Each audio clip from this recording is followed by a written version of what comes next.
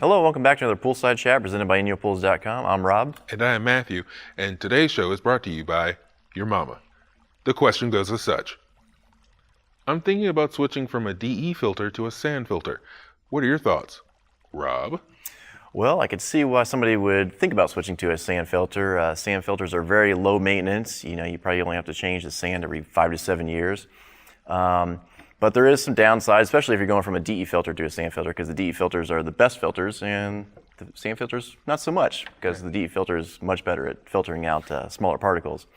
But maybe there's a happy medium? Well, I'm rarely happy, and no one's ever called me a medium.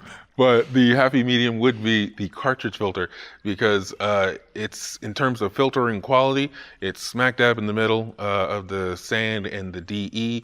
Also, it's great when it comes to saving water, because with the sand and the DE, you have to backwash every time you need to clean it.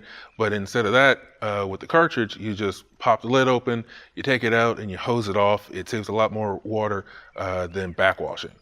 Yeah, another thing to think about is if you get algae or a real cloudy pool, it's a lot harder to clear it up with a sand filter because it doesn't filter down to a small micron as a cartridge or DE filter. So, that's something to take in mind when you switch your filter from a DE to something lower.